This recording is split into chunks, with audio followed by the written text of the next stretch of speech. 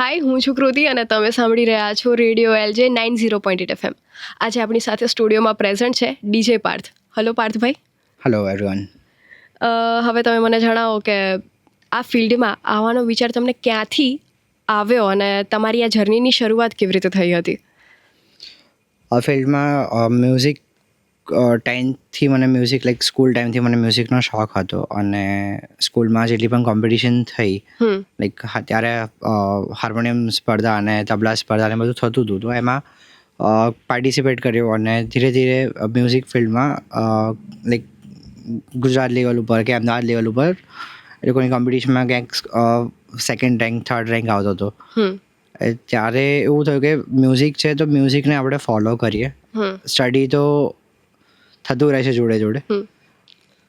પછી ઘરે મેં વાત કરી, 10th રિઝલ્ટ આવ્યું, મેં ઘરે વાત કરી અને પેરેન્ટ્સે કે મોમ ડેડ બંને ટીચર છે તો એ કે તમારું લાઈક લોકો એવું બોલતા હોય કે તમે બંને ટીચર છો અને તમારા છોકરાને ખાલી મ્યુઝિક પર તમે ડિગ્રી કરાવડાવો કે તમારી કોઈ સારી ફિલ્ડમાં એને આગળ લઈ જાઓ. તો મેં મારા પેરેન્ટ્સ જોડે પછી એ બધા ટોપિક્સ ઉપર વાત થઈ, રિઝલ્ટ આવ્યા પછી કે પપ્પા 10th પછી આપણે ડિપ્લોમા પાસ કરી અને ધેન ગ્રેજ્યુએશન કમ્પ્લીટ કરી લઈશું.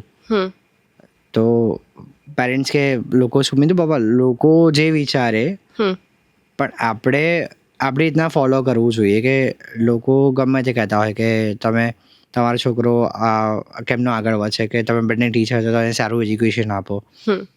તો પછી પેરેન્ટ્સે પણ એક ડિસિઝન લીધું કે તારે જે કરવું એ કર પણ તું એમાં ટોપ ઉપર જજે.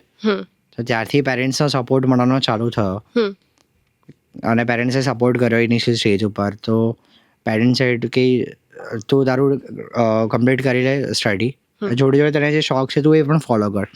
2013માં મેં મારી કોલેજના ફર્સ્ટ યર્સમાં કોલેજની ફ્રેશર પાડી, કોલેજમાં ઇન્ડક્ટ થાય એટલે એવું એડમિશન લીધું કે ભાઈ ચલો આપણે તો કંઈક કરીને બતાડી જ દેવું છે. તો કોલેજના LJ કોલેજના જ નો સ્ટુડન્ટ છું એન્ડ ડિપ્લોમામાં કેલા સર અમારા ડાયરેક્ટર હતા. ધેન કેલા સરને કીધું સર મારે કોલેજની ફ્રેશર કરવી છે, એક્સપિરિયન્સ નહોતો તો એક બાજુ ડર પણ લાગતો હતો કે કેમનું કરીશું આપણે. એ કહી તો દીધું, એક વાર તીર તો છૂટી ગયું કે ભાઈ હવે કરવું શું. પણ અગેન કોલેજનો બહુ જ સારો સપોર્ટ હતો અને કોલેજોએ સપોર્ટ કર્યો ઇનિશિયલ સ્ટેજ ઉપર કે હા તું કર, વાંધો નથી, કે અમે બહારથી પણ બોલાય તું કરે, એમાં તો કંઈ વાંધો નથી.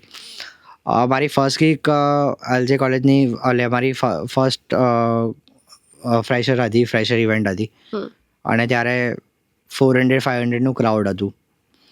ત્યારે કોલેજમાં ઇનિશિયલ સ્ટેજ ઉપર એટલું બધું કલેક્શન પણ એઝ એ ડીજે એટલું બધું કલેક્શન નહોતું અમારી જોડે કે હાર્ડલી 300-400 MBનું કલેક્શન હતું અને 3 કલાક પાર્ટી કેમની ચલાવી. તો એ વસ્તુ પર ફોકસ કર્યો. અગેન નહોતું આવડતું, શીખ્યા, પબ્લિકની થોડીક બૂમો પણ આવી છે તો પણ હા ડામેટા નથી વાગે એટલે સારું પોઈન્ટ છે. તો એ ત્યારથી એવું થયું કે ના ભાઈ હવે આપણે મ્યુઝિકને જ ફોલો કરીએ અને એમાં આપણે ટોપ ઉપર જઈએ. તો જર્ની મારી 2013થી મારી સ્ટાર્ટ થઈ. અચ્છા, આ ઇન્ડસ્ટ્રીની અંદર તમારા ફેવરિટ ડીજે આર્ટિસ્ટ કોણ છે? DJ આર્ટિસ્ટમાં in India DJ Chetas છે, ડીજે સૌરભ છે, ડીજે શેડો છે. ઇન્ટરનેશનલ ડીજેસમાં ડેવિડ છે કે જે પર્સન પોતે મ્યુઝિકને ખાલી ફીલ કરે છે, કે જે સાંભળી નથી શકતો, ખાલી જોઈ શકે છે. એવા પર્સનને મેં એક આઈડિયલ બનાવ્યા કે ભાઈ એક નથી સાંભળી શકતો તો પણ એઝ ડીજે વર્ક કરી રહ્યો છે તો આપણે તો કરી જ શકીએ છીએ. 100%. અહીંયા લાઈવ ડીજે દરમિયાન કઈ વસ્તુઓની ધ્યાન રાખવું જોઈએ?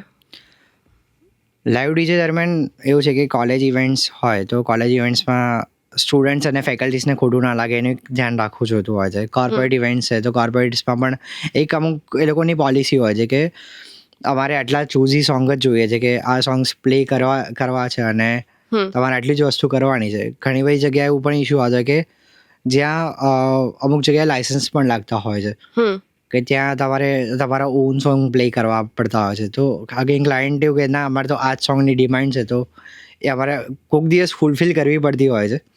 વેડિંગ્સ ઇવેન્ટ્સ એવું છે કે વેડિંગ્સમાં તો તમે પબ્લિકને મજા આવી જોઈએ કે ભાઈ અમને આ સોંગ એની જે ડિમાન્ડ હોય અમે લોકો 100% ફૂલફિલ કરતા હોઈએ છીએ.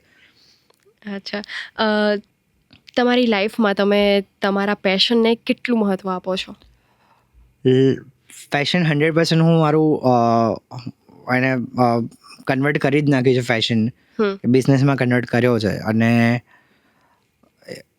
આ જ ફિલ્ડમાં ટોપ ઉપર જઈને એક કંપની એસ્ટાબ્લિશ કરવાનું અત્યારના ઓનબોર્ડિંગ પ્રોસેસ ચાલી રહી છે. કે DJ as a DJ like DJ ફિલ્ડમાં આજ સુધી કોઈનો બેકએન્ડ સ્ટાફ નથી હોતો, કે આટલો બધો ઘણા બધા સ્ટાફ લેબર છે, કે કોલિંગ સ્ટાફ છે, કે એકાઉન્ટન્ટ છે, એ બધું ધીરે ધીરે ડેવલપ કરી રહ્યા છે અમે લોકો. જે એ જ લાઈક એ જ કંપની એવી હશે કે વિધિન 2 years એવી કંપની છે કે જે ઓલ ઓવર ઇન્ડિયામાં જેટલા પણ ડીજેસ છે એ લોકોને હાયર કરીને અમે લોકો એ લોકોને મેનેજ કરીશું.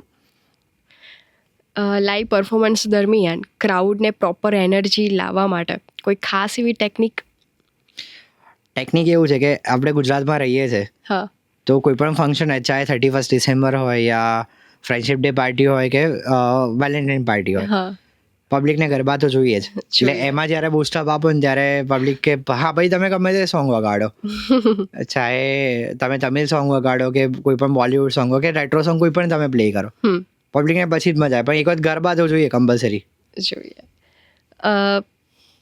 તમે 7,000થી પણ વધારે ઇવેન્ટ કમ્પ્લીટ કરી ચૂક્યા છો, સો આમાં કોઈ યાદગાર એક્સપિરિયન્સ તમે અહીંયા શેર કરશો? એવરી ઇવેન્ટ કંઈક ને કંઈક એક્સપિરિયન્સ થયા છે, કે કોઈ ક્લાયન્ટ્સના સાઈડથી હોય એક્સપિરિયન્સ. કે એક વન ઓફ કેસ સ્ટડીઝ એક ઇવેન્ટ હતી જે ક્લાયન્ટે ખાલી શિડ્યુલ આપેલું હતું કે અમારે આટલા ફંક્શન્સ છે અને આટલા ટાઈમ પ્રમાણે આટલા ફંક્શન્સ કરવાના છે. અગેન ગુજરાતમાં છે તો ટાઈમ બાઉન્ડિંગ ઇસ્યુ આવતા હોય છે, કે એક ફંક્શન એમનું એક હલ્દી ફંક્શન હતું, દેન મહેંદી ફંક્શન હતું નેક્સ્ટ ડે, અને સાંજે સંગીત સંધ્યા હતી. એવરી ફંક્શન 2 કલાક લેટ ચાલે, અને પછી છેલ્લે ક્લાયન્ટ એવું કે યાર તમે તો ટાઈમસર આવ્યા નહીં. એ પોતે લેટ આવે ત્યારે એવું કે એવું પેલું કરે નહીં એ લોકો કે અમે લેટ આવ્યા, તો એ કન્ફેસ ના કરે એ લોકો. એવરી ટાઈમ ડીજે ઉપર જતું હોય કે તમે લેટ આવ્યા, અમારું ફંક્શન આમ થયું, લેટ ચાલુ કર્યું. તો અમે ક્લાયન્ટને જ્યારે કન્વિન્સ કરતા હોય કે સર તમે ઓલરેડી લેટ છો, ફટાફટ ચાલુ કરો અને પૂરું કરો ફંક્શન. તો એક ક્લાયન્ટ એવું હતું કે જેનું ફંક્શન હતું, અને એક ક્લાયન્ટ એનઆરઆઈ હતા. એનઆરઆઈ હોવા છતાં ટાઈમ બાઉન્ડિંગ લોકો તો હોય જ છે, પણ ઇન્ડિયામાં આવ્યા પછી લોકો ટાઈમ પર રોકટોક નથી લગાડતા કે ભાઈ ભલે લેટ થતું તો આપણે લેટ કરીએ જ ફંક્શનમાં. તો હલ્દી ફંક્શન એમનું કમ્પ્લીટ કર્યું. દેન નેક્સ્ટ ડે એ લોકોનું ગણપતિનું એક ફંક્શન હતું, ગણપતિ મુહૂર્તને ગણેશ સ્થાપના હતું, અને સાંજે સંગીત સંધ્યા હતી. તો ક્લાયન્ટ સાઈડ કે અમારું ગણપતિનું મુહૂર્ત પતી જાય પછી આપણે થોડા ઘણા ગરબા કરીશું, તો ઓકે. જે ક્યાંય મેન્શન કરેલું જ નહોતું કે આ વસ્તુ અમારે કરવાની છે. સડનલી આવી ગયું ક્લાયન્ટ સાઈડ, ક્યાં છે સ્પીકર્સ ને બધું. મેં સર 5 મિનિટ ઉભા રહો, કરી આપું છું તમારું કામ. એ જ વસ્તુ સાંજે સંગીત સંધ્યામાંથી. સંગીત સંધ્યામાં એક્સપેક્ટેડ પરફોર્મન્સ હતા 15, અને પરફોર્મન્સીસ થયા 25. પછી કે અમને ડીજેમાં ટાઈમ નથી મળતો. મેં સર તમારો પરફોર્મન્સ લિસ્ટ તો લાંબુ ચેક કરો.